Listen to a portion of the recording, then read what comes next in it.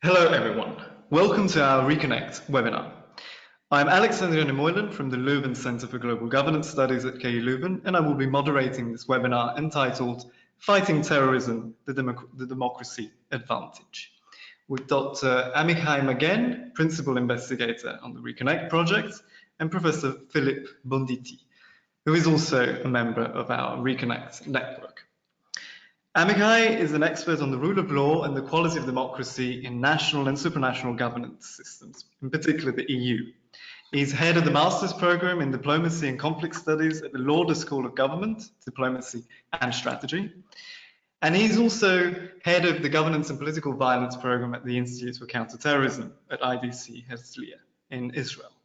He has published widely on these topics, including a recent journal article on the topic of this webinar.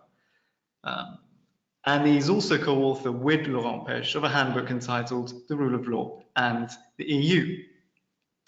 Philippe is Associate Professor in Political Science at the European School of Political and Social Sciences in Lille.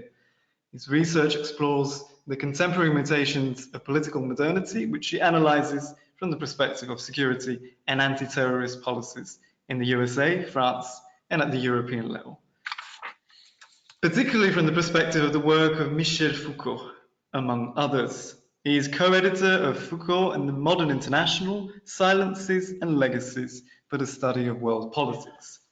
And he's co-author of a recent journal article on violence, war and security knowledge. Before we start, I would like to just give you some background on the Reconnect project. It's a 4-year multidisciplinary research project funded by the European Commission under the Horizon 2020 program, and it brings together 18 academic partners from across Europe and aims at reconciling Europe with its citizens through democracy and the rule of law. And so the goal that we have set ourselves is to explain and provide solutions to the deepening disconnect between the Union and its citizens in the context of recent crises, such as the challenges of migration, the economy, and indeed security. And it's this latter topic which is the focus of this webinar. The general structure of this webinar is as follows. First, Amichai will present for about 25 minutes, and then Philippe will have a chance to share some reflections with us, and Amichai will respond. Later on, you'll be able to then send us questions through our webinar platform within the chat box function, and I will then relay these questions to our speakers. It's now my pleasure to give the floor to Amichai. Thank you very much, Alex. Thank you very much, Alex, and thank you, Philippe. And thank you to everybody who has joined us this afternoon. It's a pleasure and an honor to be part of the Reconnect Research Consortium. I happen to head working package number 3 together with our colleagues in Finland. And that working package deals with the international context, the changes to the international system, and how those changes, both structural but also actor related, are impacting popular trust of the citizenry in the EU, in democracy, in the rule of law. But we are also at IDC involved in working package number 11, which deals with the issue of terrorism. And what I'd like to do today is, first of all, apologize for the technical limitations. I'm not able to join by camera the webinar because of a cybersecurity issue, so I'm going to talk by phone, and I'm also going to ask Alex to present the next slide in the presentations, which you all can see, and so I apologize for that technical limitation. Unfortunately, it's unavoidable. But if Alex could show the next slide in the presentation, Yes, that we will have it. give us. Thank you very much, Alex, and that will give us the structure of today's webinar. Let me just run through what I'd like to do very briefly, and then delve into these issues. So in essence, I think we want to do four things very, very briefly. First of all, address the question of issue salience, why it's important for us to think about terrorism in the context of the Reconnect framework, in the context of citizen attachment to democracy and the rule of law. Then I want to talk a little bit about theory and how that theory has evolved, how we think today about political regimes and political violence. I'm not going to cover all of that, but I do want to identify sort of key theoretical questions in the literature and key approaches to the question of whether terrorists tend to target democracies or dictatorships more. This is a very live issue in the academic literature. There's been a number of high-profile publications on this issue, and I want to share with you what is our conceptual and theoretical framework about that relationship. Thirdly, I want to present some data and present the latest available data that we have. All the data I'm going to present comes from the Global Terrorism Database, which is a University of Maryland database on terrorist incidents, fatalities, modus operandi, and so on and so forth. So what does the data tell us about the relationship between political regimes and terrorism, which is a species of political violence? Finally, and just as importantly, I want to touch a couple of emerging issues, and issues that I think that we need to be cognizant of as we see risks to the quality of our democracies and the rule of law growing. You tend to find that a lot of the literature on political regimes and political violence focuses on the changing nature of political violence. Wars, insurgencies, civil wars, internationalized civil war. There's been far less attention to the other side of the equation, which is the political regimes. But if we are now entering some kind of regional or even global democratic recession, what are the things that we need to think about when we come to think about risks of political violence? To put it bluntly, if we are going to enter into a world that is less democratic, that is more politically polarized, what should we expect in terms of future patterns of political violence? So, Alex, if I can ask you to go to the next slide, please, and we'll start addressing the issue of issue salience. And what you see before you is a Eurobarometer map or an indication of what happens when we ask EU citizens, what do you think are the two most important issues facing the EU at the moment? In other words, what are you concerned about? And as you can see, particularly from 2013, 2014, there are two issues that skyrocket in terms of salience. And by the way, I think they're related, as I'll say in a moment. The first is terrorism, and the second is immigration.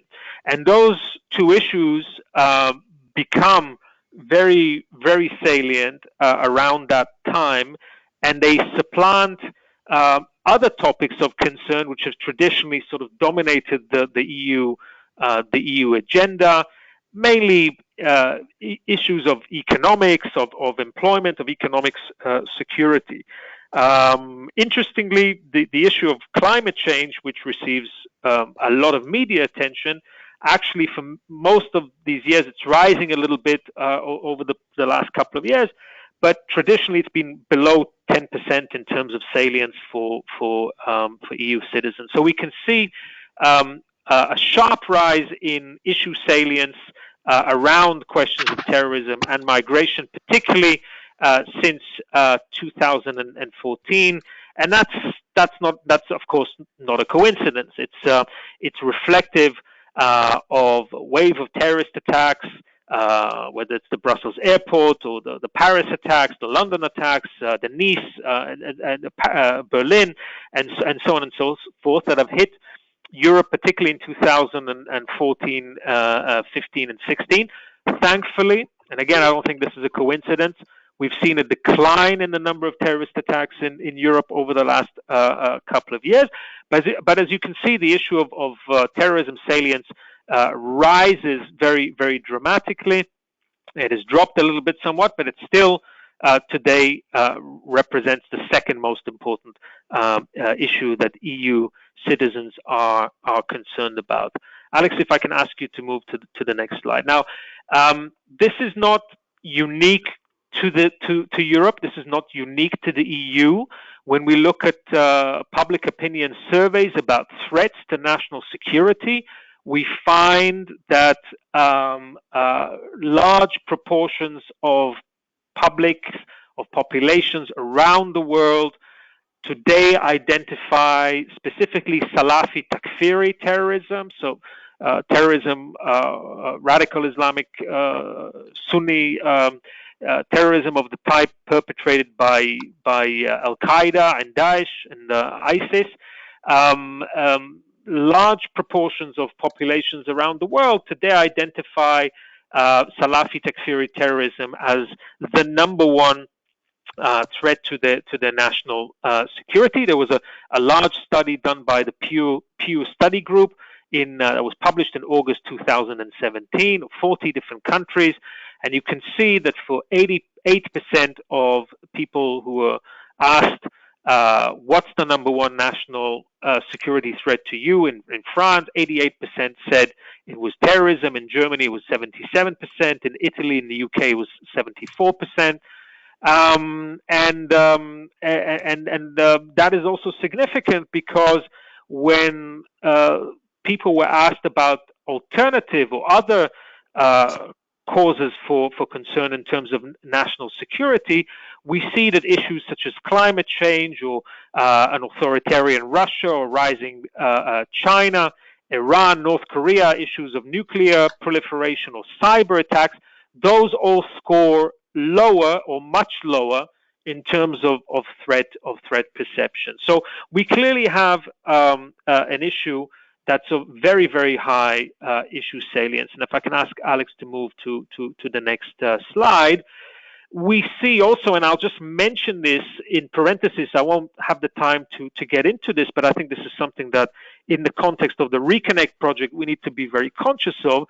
The fear of terrorism are intertwined with fears of uncontrolled migration. And again, we have survey data that suggests that, as you can see on the left side of the screen, where people are asked to answer the questions, will refugees, the inflow of refugees, increase the likelihood of terrorism in our country?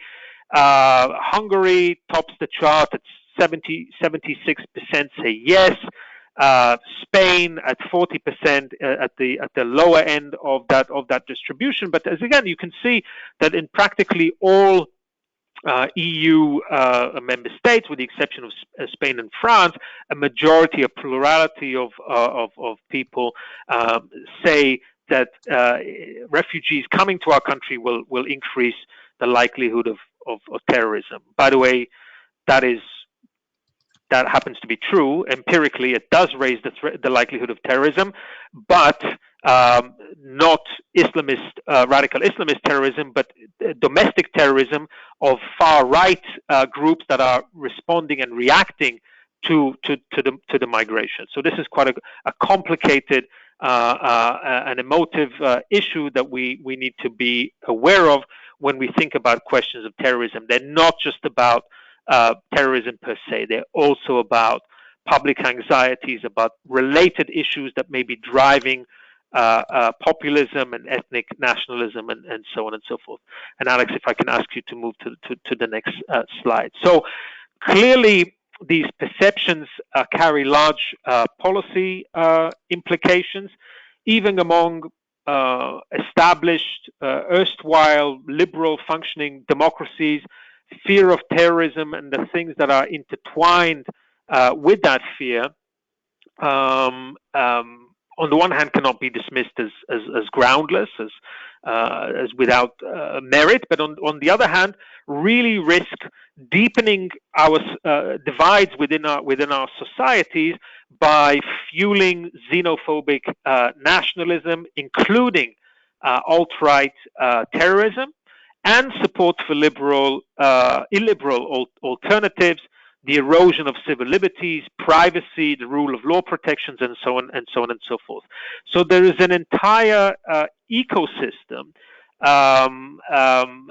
that of risks, of anxieties, of threats that could negatively impact the kind of things that make for a tolerant, moderate politics, and therefore for the functioning of liberal democracy and the rule of law, which is why we are so interested in these topics in the context of the Reconnect project. I also want to mention, I think this is underappreciated, that given that the European Union is a multi-level governance system, given that the public trust and the sense of legitimacy that sustains European integration is something that is rather different from national politics, I think we should also be open to the idea that fears about terrorism could undermine European integration and European governance in ways that are not entirely a replication of national politics. An obvious example would be the principle of free movement. If we have growing public concerns about terrorism, that puts strain on the principle of borderless Europe, of free movement. That in itself puts into question a fundamental pillar of the European project, of European integration. So I think we need to be aware of this at least two-level system of governance that we're trying to protect, and ask how the threats of terrorism could undermine not just public trust in national democracy, but in the very project of European integration. I think this is something that we haven't paid enough attention to. Alex, if I can ask you to move to the next slide, and we'll switch over from issue salience to this question of political regimes and political violence. And let me share with you very briefly the theory that surrounds this issue, this relationship. For anybody who's interested in delving more into this, I would encourage you to read my Journal of Democracy article from January 2018 on this topic. I should also mention there was a major study on the relationship between regime type and terrorism that was published in international organizations, in I.O., in 2017 by three scholars, Gubolov, Piazza, and Sandler. So, as I said, this is quite a sort of a hot topic for research at the moment. But just very, very briefly, let me outline the theory relating to political regimes and political violence. I think it's fair to say that until quite recently, the dominant view in the academic literature, certainly the dominant view in the 1980s and 1990s, but even until much more recently, has been that it was democracies that were more prone to terrorist attacks. In other words, terrorists preferred to target democracies, and here I have a quote from Erica Chenoweth from 2013, the more democratic a country is, the more terrorism it should experience. And this was sort of the accepted wisdom until quite recently.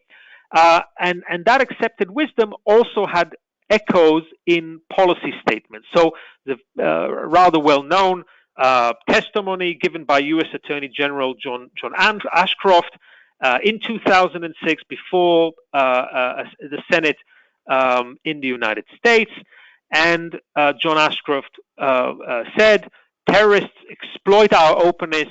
Terrorists are told how to use America's freedom as a weapon against us. In other words, the more free we are, our open societies actually invite terrorists to exploit that openness and to attack us.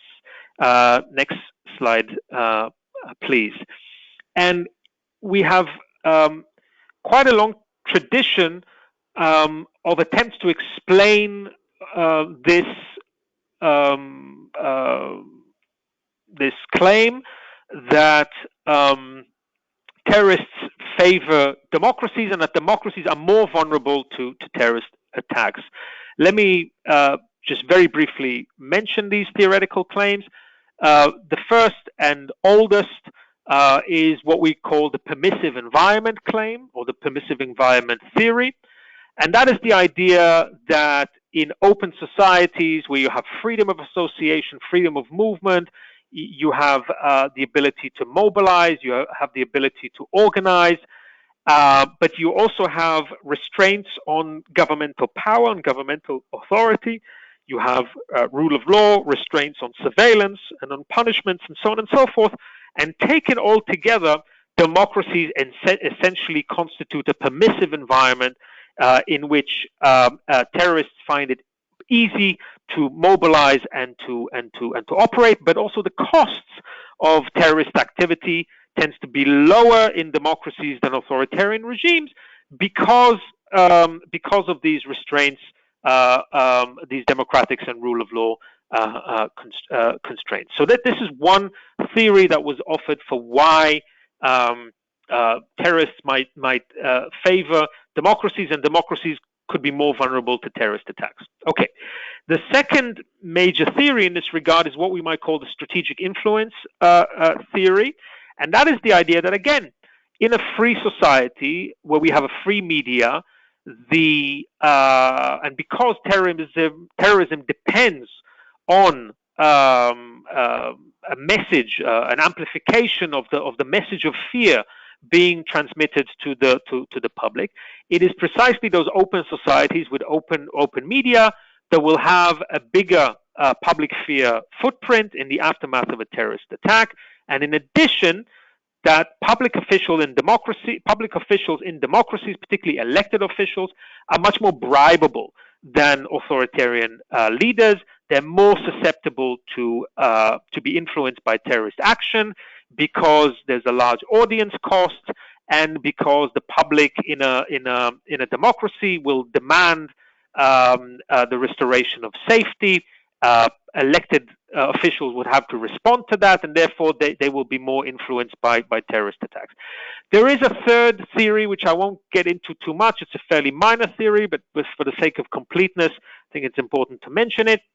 There is a line of research that claims that it's institutional design that determines who terrorists targets, and there were several scholars who argued that political systems with higher levels of political competition suffer more terrorist attacks. Alex, if I can ask you to move to the next slide. Now, since the late 1990s, we have seen the emergence of, in some respects, an antagonistic view to that dominant theory. And the new claim, the new theory that emerged at that time, was actually that liberal democracy did not invite more terrorist attacks, but quite the opposite. It had a deterrent effect. It had a dampening effect on terrorist activity. And the mechanism at play here, so goes the claim, is that democratic openness and competition allow political grievances to be managed more within a constitutional framework, more peacefully, which means that as long as the system is democratic and open, there is actually a sort of societal process of delegitimizing the use of violence for political ends. And because insurgencies and because terrorist groups rely on public support and on legitimacy to survive, that legitimacy is actually taken away from them by a democratic society.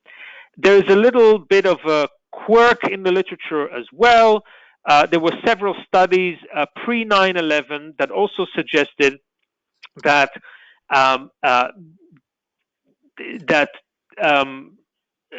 authoritarian regimes tend to systematically underreport terrorist attacks, and that is why the number of terrorist attacks in authoritarian regimes appeared to be lower than they actually were. In other words, that this claim that democracies were more vulnerable to terrorist attacks was a data issue.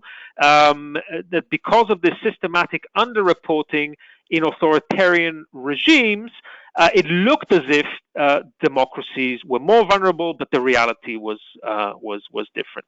Alex, if I can ask you to move to the next slide.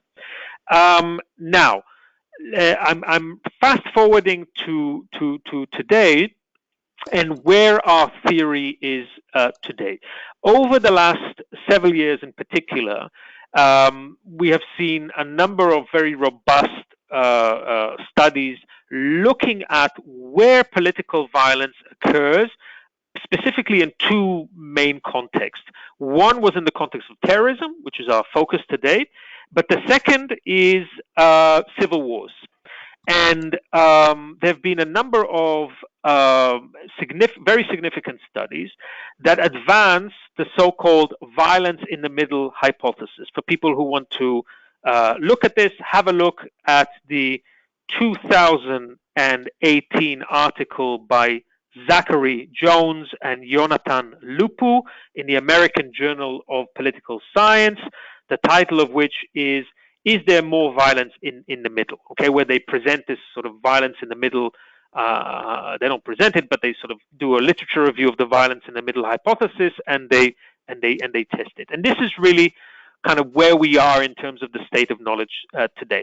And the violence in the middle hypothesis says the following thing. As you can see before you, there's a bell curve in front of us.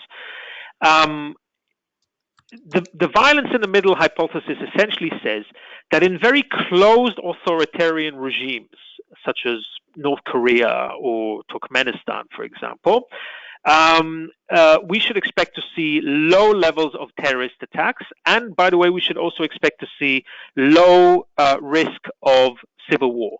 As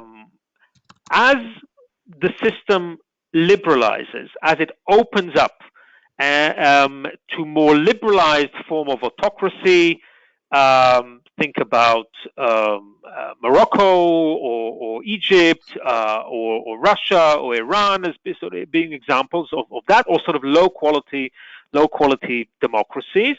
You should expect to see a sharp rise of terrorism and civil war for those regimes that are in that mid-section of the regime spectrum. However, if you manage to overcome that hump, and if you manage to have a freer, more consolidated liberal democracy, but even also a polyarchy, not a perfect democracy, but a reasonably functioning democracy, you should expect to receive a democracy dividend, and there would be a sharp reduction in political violence. In other words, the violence happens in the middle, in the mid type of regimes on both the authoritarian side of the spectrum and the democratic side of the spectrum.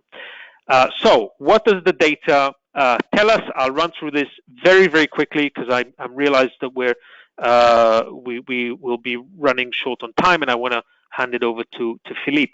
But just very briefly, Alex, if you can move on to the next slide. What you see in front of you are figures that I have collected As I mentioned, all figures are from the Global Terrorism database. When I come to talk about regime typology, how we've divided different countries of the world, I adopted the typology of Moller and Scanning, and they've published a series of articles on this in the Journal of Democracy in 2013, 2014. So that's where the division of countries come from. As you can see, these are sort of global. The number of terrorist attacks on the right-hand side, post 9/11, the latest available data that we have is to 2017. On the left, you have the casualty rates. And as you can see, post 9/11, we see a non-linear, but certainly very sharp increase globally, both in the number of attacks and in the number of casualties, which have dropped significantly since really a global, unprecedented global high in 2005, 2006. There's been a drop. So that gives us a confirmation of the idea that when it comes to global rates of terrorism post 9/11, yes, we have seen a very dramatic rise in the number of terrorist attacks and in the number of casualties globally. That is not a fiction. That is backed up by evidence. However, this pattern tells us nothing about where or in which type of political regimes those attacks are concentrated. And Alex, if you can move us to the next slide, what we do then is to look at the distribution of these terrorist attacks, and by the way, also of casualties, to the different regime types of the world. Now, of course, all the caveats apply. This is sort of weighed in terms of the number of countries and the size of population and so on and so forth. But as you can see, we have a number of things going on here. One is a very, very wide divergence of susceptibility to terrorist attacks. We see that from a point in 2002, 2003, 2004, where the differences were not so significant between the different regime types, we have seen a great divergence with multi-party autocracies in the blue, but also electoral democracies. See, these are sort of low-quality democracies or minimalist democracies suffering much higher rates of attack. We also see a significant rise in the number of attacks in closed autocracies. I'll get to that in a moment. But we see that liberal democracies in the black and polyarchies in the orange have, relatively speaking, suffered. They have also experienced an increase, but it's relatively mild. Alex, if you can move to the next slide. The differences between the regime types that I've described become even more dramatic when we look at casualty rates. And here, if we could sort of zoom. Yes, and Alex, maybe you can move us to the next slide, because what we have in the next slide is a sort of a better zoom on liberal democracies and polyarchies. You can see that when it comes to casualties, those casualty rates are significantly lower than minimalist democracies or electoral democracies, and in fact, they've really sort of flattened out since about 2011, which is remarkable because that goes very much at odds with media perception that look at the sort of the Paris attacks or the London attacks and say, wow, we're really, Western democracies are really vulnerable when it comes to attacks and casualties. So, but let me just say in a slightly more systematic way, Alex, if you can move us to the next slide, what the data tell us. I'll summarize this very briefly. I'll say a couple of words about emerging issues, and then I hand it over to Philippe. So what we can see is that, broadly speaking, the violence in the middle hypothesis is correct, but that there are some emerging caveats. Okay, as I argued in the 2018 Journal of Democracy argument, liberal democracies and polyarchies are enjoying a growing, apparently growing, significant and apparently growing triple democracy advantage. Yes, there is a sort of a global increase in the number of terrorist attacks, but when you look at the distribution, you see that liberal democracies and polyarchies suffer relatively low levels of incidence. Yes, there has been an increase, but the increase among these regime types has been the mildest compared to all the other. And the third advantage is that liberal democracies and polyarchies look as if they're doing a better job in terms of minimizing casualties, which is not just about prevention of the attack itself, but it also being better at response, at emergency medicine, and minimization of casualties. Okay, now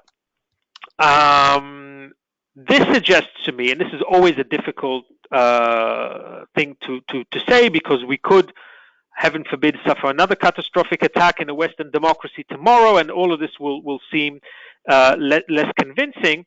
But it does suggest to me that advanced liberal democracies are doing a better job in identifying, preventing, and containing terrorist threats compared to their competitors, their authoritarian competitors. I think this has to do with investment in surveillance, but also investment in target protection, protection of Christmas markets, and things of that nature. And this is sort of a democratic response to public concerns and public fears. So we always want to be careful about thinking that we are more protected today than we were five years ago. But I think we have made significant increases in surveillance, in intelligence, and in protection, and in preparedness that have made, I would say, particularly in Europe, have made us significantly safer. Next slide, please. A few more lessons that emerge from the data. Very important point. Simply clearing the minimalist or electoral democracy threshold does not provide the democracy advantage. And again, this is a little bit anecdotal, but if we look at societies like Nigeria or like Sri Lanka, suffered a catastrophic attack recently. Nigeria has actually been one of the 5 countries that have seen the largest increase in terrorist attacks over the last decade. Just being a sort of a low quality minimalist democracy is not enough. It's not going to give you the democracy advantage. You need to be a liberal democracy, or at least a polyarchy, in order to enjoy the democracy dividend. Next slide, please. Closed autocracies are increasingly prone to attacks. So if in the past you as a dictator could say to yourself, well, as long as I don't liberalize, and as long as I really clamp down on civil society, and I establish a surveillance state, as long as I remain a closed authoritarian regime, I'm going to be safe from terrorism and civil war. Well, no. That is no longer applicable. It's true that closed authoritarian regimes are not as dangerous as liberalized authoritarian regimes, but particularly since since 2002, there's been this astronomical rise in the number of recorded attacks in closed authoritarian regimes. This has been especially true since about 2013. And here, I think that the story is mainly a technological story. It's not only that in closed authoritarian regimes, maybe with the exception of places like North Korea, it's becoming increasingly difficult to hide terrorist attacks and activities. So we have more data on those attacks. But I think it's also becoming much more difficult for closed autocracies to prevent violent challenges from organizing, from mobilizing, from communicating. And this is mainly a technological story. Okay? Moving on to multi-party autocracies. They have the worst of both worlds. So multi-party autocracies have become incredibly dangerous because they are caught in a trap where on the one hand, they permit enough space for violent challenges to organize and to mobilize, and that space is enabled by this technological change that I've just mentioned in the context of closed autocracies. But on the other hand, so they create opportunities for terrorists to coordinate, to learn, to fundraise, to communicate. But on the other hand, they enjoy none of the benefits of peaceful grievance assaging that occurs in genuine democracy. So it's actually multi-party or liberalized autocracies that have become the sort of epicenter of political violence. This is also true of civil wars, not just of terrorism. Very, very, very quickly, couple more slides. Alex, if you can move us forward to some lessons for Reconnect. Okay, very, very quickly.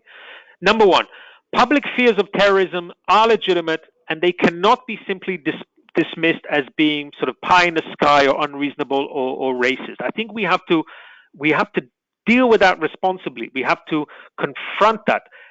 Public fears in Europe about political violence are not imagined. They are real because we see this global epidemic happening, and we've had high-profile attacks in Europe. And by the way, the plots continue.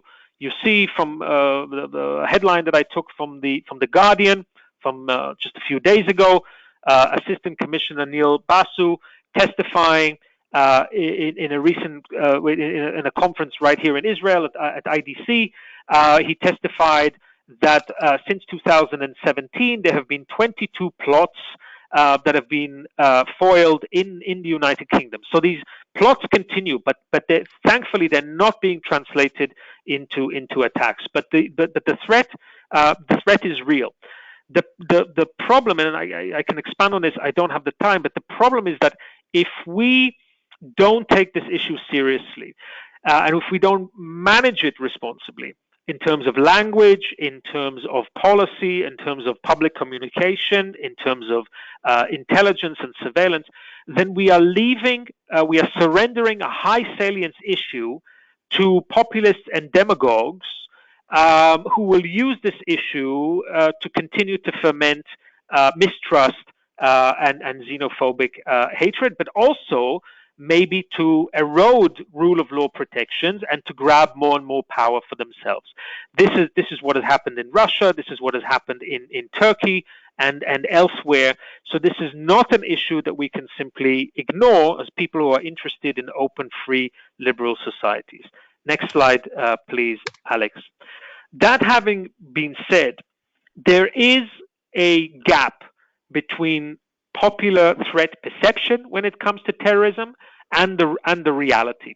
The perception of threat is much larger than the danger itself. And that presents a whole set of problems. In the security realm, it means that there is a temptation to focus on terrorism and to neglect other potential threats like climate, like cyber, like proliferation of weapons of mass destruction. And that's something that we need to avoid.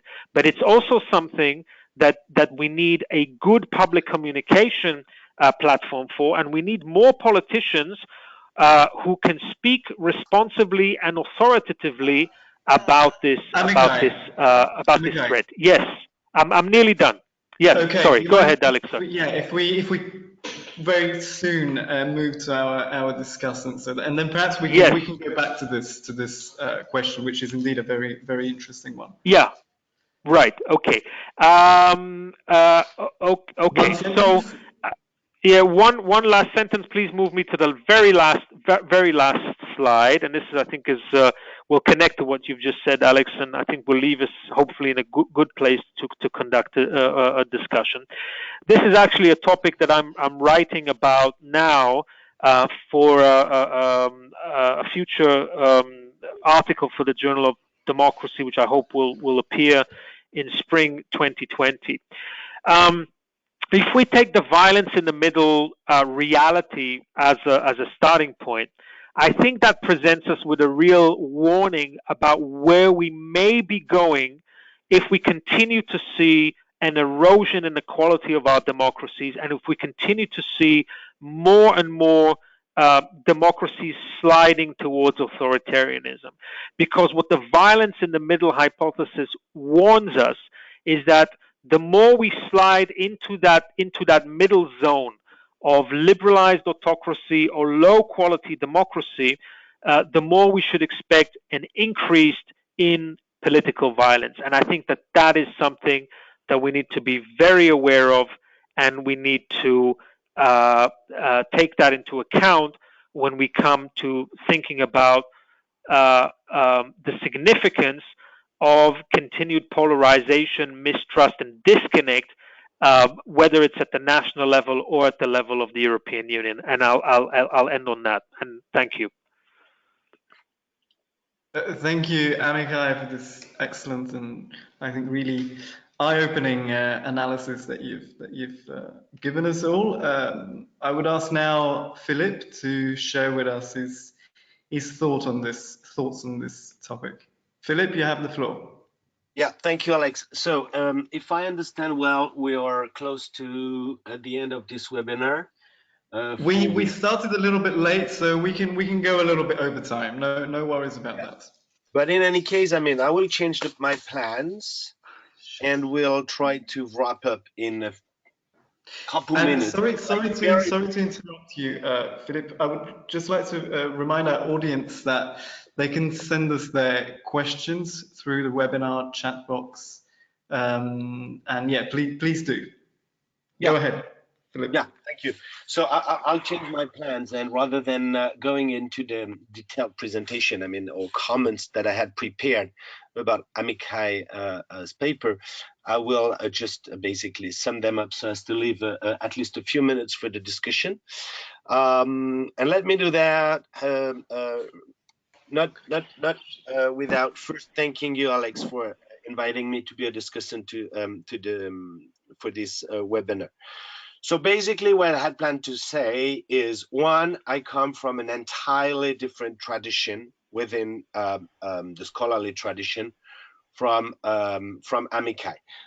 Basically, I'm coming from a tradition which could say the nominalist tradition that interrogates first and foremost the words we use to name the empirical realities that we construct as object of study or domains of intervention for state policy. And in this particular case, in the case at hand, the empirical realities of violence that we want to name terrorism. So why do I say so? Is because there is necessarily a tacit conception of terrorism on which Amichai has to build to develop his argument in this paper.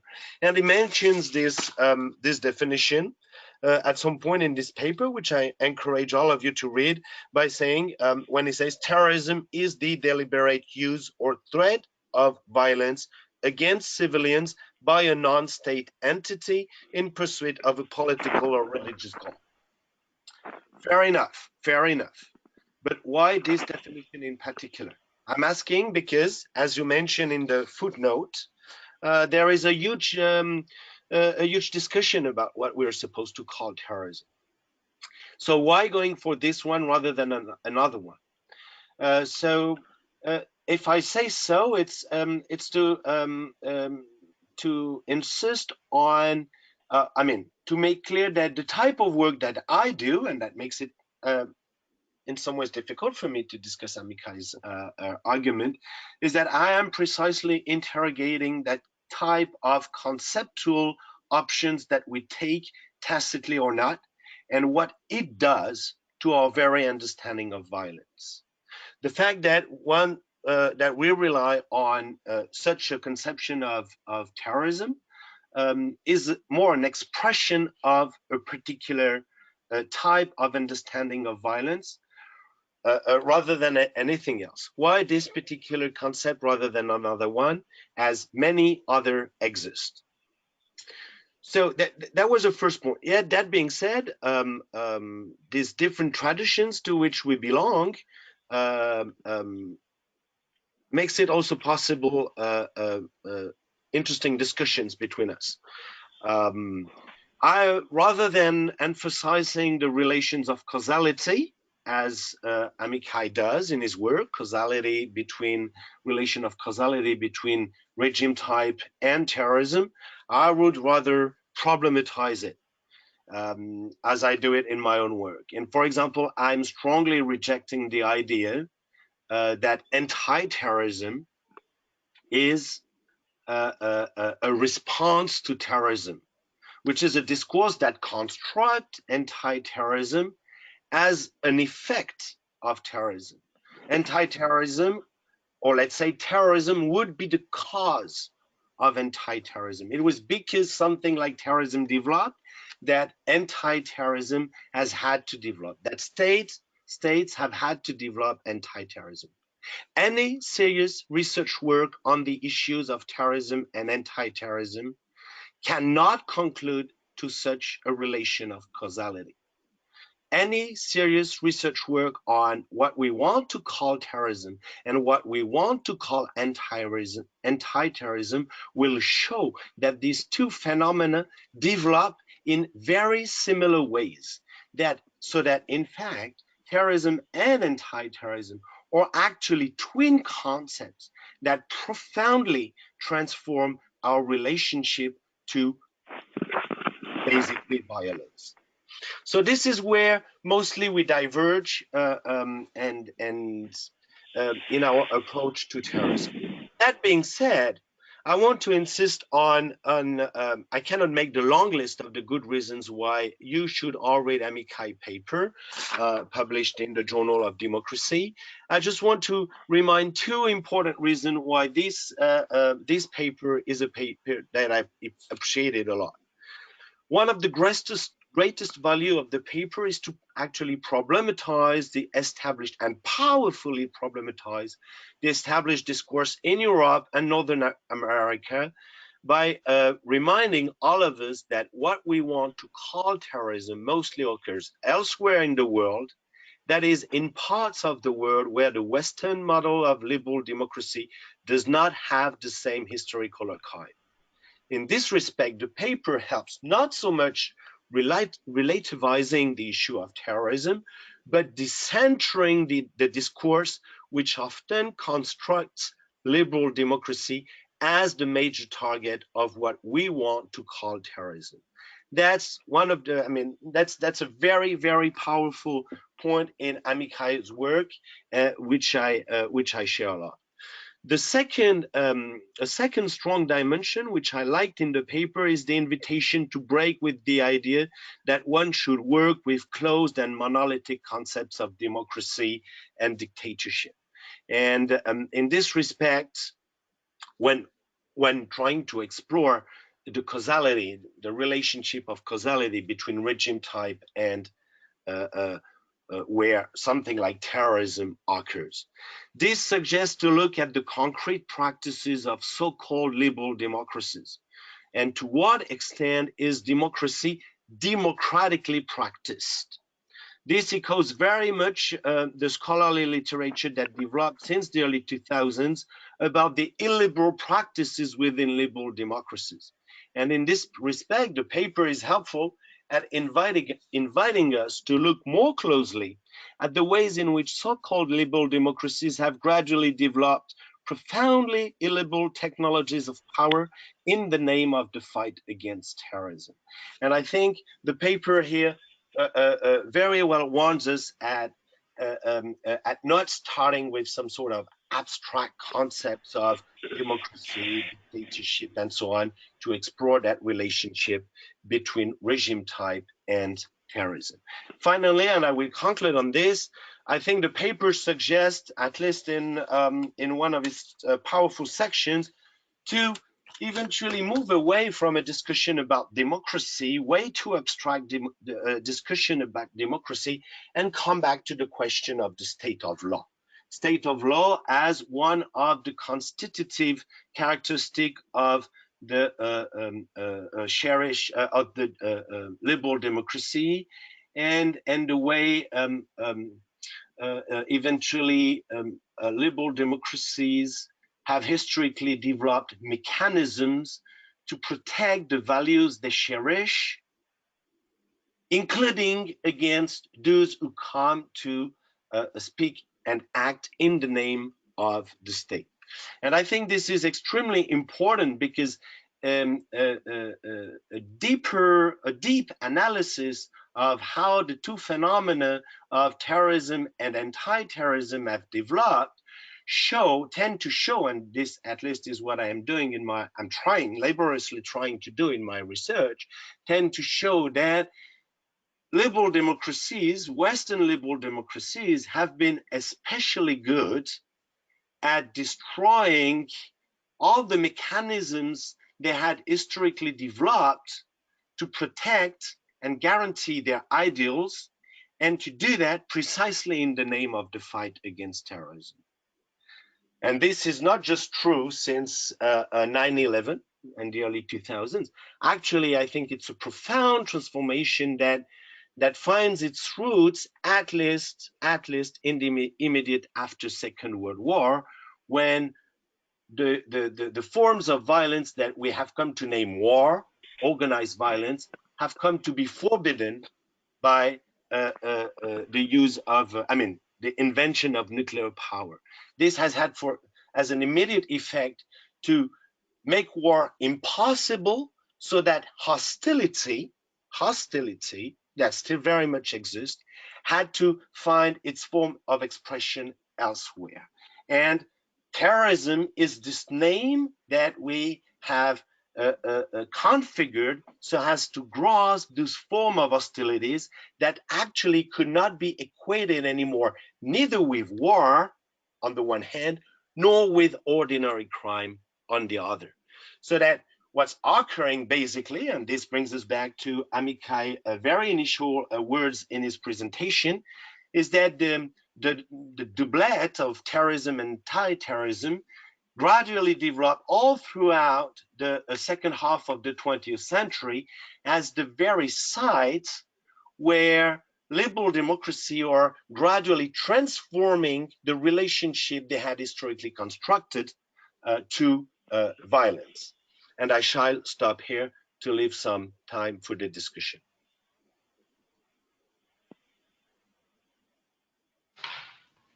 Philippe, thank you very much for your comments. We are indeed reaching the end of our webinar, but we have a little bit of time for a brief discussion, and we have received a few questions from our audience, and perhaps in replying to these questions, Amichai, you can also respond to Philippe at the same time. Shall we do it like that? Yeah, that's fine. To be as effective as possible. We have first of all Carl Wright, who asks whether indeed if we say that the quantitative incidence of terrorist attacks in EU democracies is perhaps less than in other regions, are liberal democracies in fact more affected qualitatively? Does it have a greater impact on society in general and perceptions? And I think it goes towards kind of the end of your presentation, Amichai. And then we have Haider Al-Yurnaj, who asks whether terrorism and the perception of the terrorist threat, how it relates to migration, especially in the context of the European Union and how migration has been managed and politicized of late in that context. Perhaps we can start off with these two questions. Okay, so between Philippe's excellent observations and ideas and these two questions, I think we need another 2 hours to do them justice, and maybe this is something to think about for future webinar. Maybe an hour is just not enough. We need an hour and a half. But anyway, thank you, Philippe, for these great observations, and then the very perceptive questions from the participants as well. So let me just very briefly say a couple of sentences about Philippe's very prescient points, and then touch on the questions. So I think the issue of this symbiotic, perhaps even parasitic relationship between terrorism and anti-terrorism or counter-terrorism, there is a large degree of truth in it, and this is something for me also to think about further. My initial reaction is that, of course, the reason we have anti-cancer medicine is that we have to fight cancer. If cancer didn't exist, we wouldn't have to develop anti-cancer medicine. But maybe that's too simplistic, and I think it is too simplistic. I hasten to add.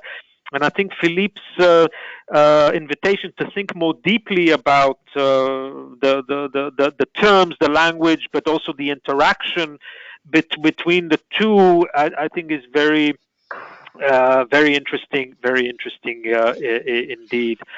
I also share Philippe's concern about the risk of abuse of counter-terrorism measures for freedom. I think this is a big issue, and it's a big issue going forward.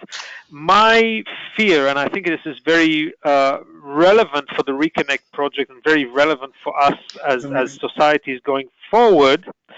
My fear is that we have entered a sort of a new soon anyway, but a new age of anxiety, that where people will be tempted to prefer order over freedom. And if we see the new big data and artificial intelligence technologies that are coming in that would allow surveillance and even the chilling idea of predictive prevention of terrorism. People now in the field of artificial intelligence are talking about predictive policing and predictive intelligence.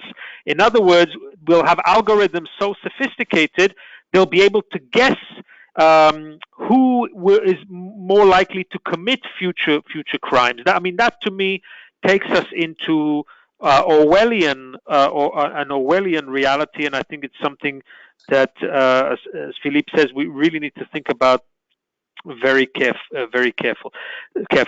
Turning to the questions, are liberal democracies more effective in counterterrorism? I think the data shows, and we have to be careful about the data. I'm looking here at sort of post 9/11 data, etc. But I think on the whole, the answer is yes. The answer is yes, and I'm pretty confident about this. I'm pretty confident that in the medium to long run, the ability of liberal societies to learn and to adjust and to protect is superior to that of authoritarian regimes. But also to know how not to overreact, how not to overreact to threats, because overreaction can produce an even greater threat. But again, this is a complicated issue that I think we need to spend more time on. Migration and terrorism, we can spend a huge amount of time on. I think it's, as I said at the beginning of my presentation, these two issues migration and terrorism are not only very high salience issues for European citizens, but they are also interconnected in some respects. And this is not something that I could cover quickly. There is an emerging literature asking, does migration increase terrorism? The short answer is that the migration itself does not increase terrorism. It's the reaction to uncontrolled migration that can exacerbate political violence, number one. And number two, and something that we don't yet know enough about, is the idea that the first generation of migrants, that certainly does not increase terrorism. But if integration, social integration, economic integration of those migrants' descendants, their children and grandchildren, is unsuccessful, and if there is a continued kind of warped connection of those children and grandchildren to a sort of an aggressive fundamentalist version of radical ideologies back home, if that continues, that could produce in the second or third generation greater proclivity towards alienation, radicalization, and possibly also political violence. But it's a complicated issue, it's an emotive issue, and it's an area that we need to do more work on. Thank you. That's thank it you for very me, much. Alex. Yeah, that's it for me. Thank you. Thank you very much, Amichai. Philippe, is there any concluding thought you would like to give us as conclusion? A very short one, if you don't mind. Of course. And in this way, I'll try to, at the same time, address some points raised by Amichai in his responses, and also give some elements of answers to the questions that have been posed. I would like to jump on this idea of growing anxiety in our era. Some sort of growing anxiety that in some ways feeds all the developments in terms of surveillance, in terms of proactive and anticipatory rationalities that now seem to govern policing. And I just want to here insist on, raise the question: what is it that makes this anxiety rise? How far is it just only the acts of violence that have occurred throughout the last, let's say, 20 years, if we just stick with the post 9/11 period? Or is it also sustained and made possible and fed by an ongoing discourse on the part of security experts, professionals of politics, among others? I would tend to say it's much more the established discourse than the actual acts of violence that feed this anxiety. We don't see the same type of anxiety, for example, regarding car crash and insecurity on the roads, while we have a lot more accidents occurring every day. But the discourse is not appropriating and configuring these realities of car crash and road insecurity as the discourse on and about contemporary violence does regarding terrorism. So my point here is to say we have to be extremely careful with the terminology we use, and what in the discourse on and about violence, what has enabled and what has fed this anxiety is precisely, that's this at least is an argument I'm trying to make in my book, is precisely the fact to have described and have come to talk about violence by means of this concept of terrorism, which is not exclusively about the actual use of violence, but also the threat of use of violence. And this is the discourse on the part of security experts. This is the discourse of the political elites. And this is unfortunately also the discourse by a huge number of scholars, by insisting not just on the actual violence, but also on the possibility that it might occur. That's a first point. The second point, and I'll be short here on the connection between migration and terrorism. I see the connection being made between migration and terrorism, and I saw it developing already in the 90s. And in Europe, that's the discourse of the extreme right.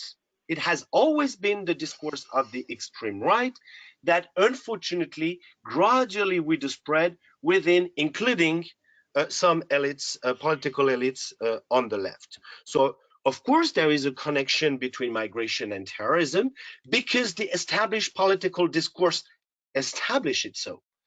Now, if we can prove that there is such connections or not, in terms of the concrete mobilities of some individuals and the actual violent activities of some others, is another issue.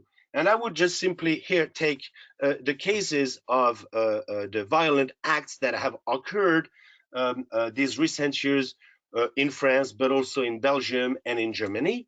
A large part of them, if not all of them, have been committed by people who were born and grew in Europe, who are citizens of our own European states.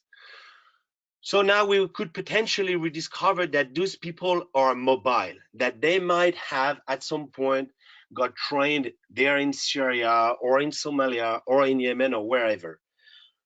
But I mean, that would be rediscovering the wheel. Yes, of course. We have favored mobility. We are favoring mobility, mobility of people, mobility of capital, mobility of workers, mobility of data today. So there's no surprise that those people travel, but that it is an effect of migration and that there is a strong connection with actual migrants remains a connection that has historically been mainly established by the extreme right. And I'm here talking about the particular context of Europe.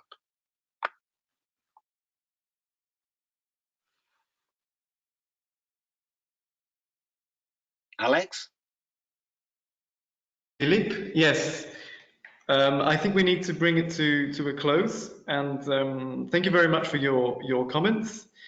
And I would like to thank, of course, both our speakers, Dr. Amichai Magen and Professor Philippe Bonditti, as well as our audience members for taking part in this Reconnect webinar. Before leaving you, I would like to announce some future Reconnect activities.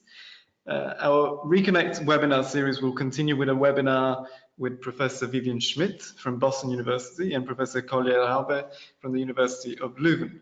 We will discuss Europe's crisis of legitimacy, governing by rules and ruling by numbers in the Eurozone. If you are in the Brussels area on the 27th of September, we are organizing a Reconnect panel on the von der Leyen Commission Prospects for Democracy and the Rule of Law in Europe with Professors Petra Bard, Laurent Pech, and Stephen Van Ecke. For further information, please visit our website at reconnect-europe.eu. Thank you for joining us, and we hope you will join us again next time.